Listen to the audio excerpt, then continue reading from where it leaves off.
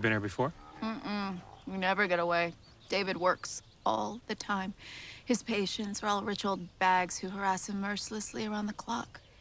This is a strange place for a holiday home.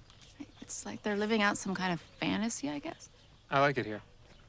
It feels like a country where a useless man could be happy. And are you a useless man? I follow the way of the Buddha. Humans are social animals and we often want to feel like we belong in the group, and thus many people feel shame and guilt when they are not perceived to be useful. They may feel like a waste of resources or even of the air we breathe. That's in a sense understandable, but what if excessive usefulness can actually become a personal problem? Depending on your own individual personality, of course. So let's talk about it. Basically, let's say you find some really useful tool, app or website. Then you will want to use it often to accomplish your tasks and goals. But what if it is the same with people, at least on some level, both in social and business relationships? If some person is really useful or helpful to those around them, then more will be demanded of them, and people will gravitate to them when they have problems and need help or solutions. A quote from the rapper Notorious B.I.G. comes to mind: "Mo money, mo problems." You'd think that if you exceed expectations in work or among your peers that they would leave you alone and let you rest, but the opposite may be true. More expectations will be placed on you and you will become busier and possibly more stressed and burdened with things to do. There isn't just any set quota that you have to do and then once you've done that, you're good.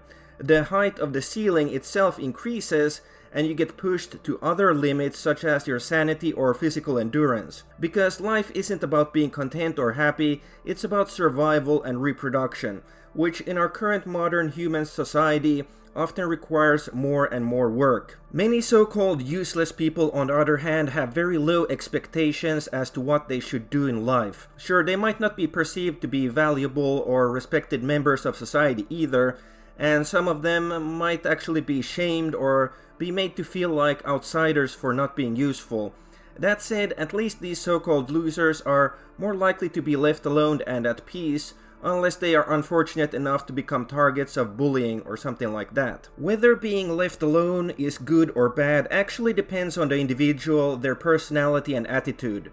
Some people are natural loners, hermits, or introverts, and they enjoy their solitude, whereas others require more social interaction and acceptance, or they will feel uneasy, depressed, or even go a bit crazy. If you belong to the latter group, it might be advisable to make yourself a bit more useful, but if you don't enjoy the burden of high expectations and are impervious to the shaming tactics that some people use, then you can be more relaxed regarding your so-called usefulness. For some people, their ego might also prevent them from being useless.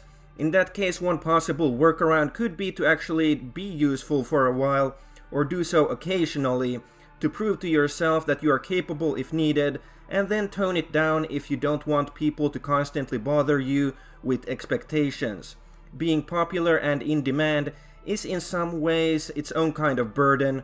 You may become enslaved to the opinions and approval of others. The Greek cynic philosopher Diogenes of Sinope said that people ruin their lives with pointless desires. He instead insisted that humans should follow nature rather than obey man-made laws. True to his beliefs, he lived a simple life, sleeping in a clay jar, unashamedly begged for food, and barked at people who annoyed him. He did not make himself useful like we are told to do, and did not seek the approval of others. Even the king, Alexander the Great, once met Diogenes and asked if he could do him any favor, and Diogenes replied, "Yes, get out of my sunlight." Diogenes likened himself to a dog, and even the term cynic comes from the Greek word kynikos, meaning dog-like. We can learn something from Diogenes, and yes, even from animals, how they deal with this hell realm. Remember to roof, roof, roof, and ow! See you again in the next video. Okay, thanks, bye.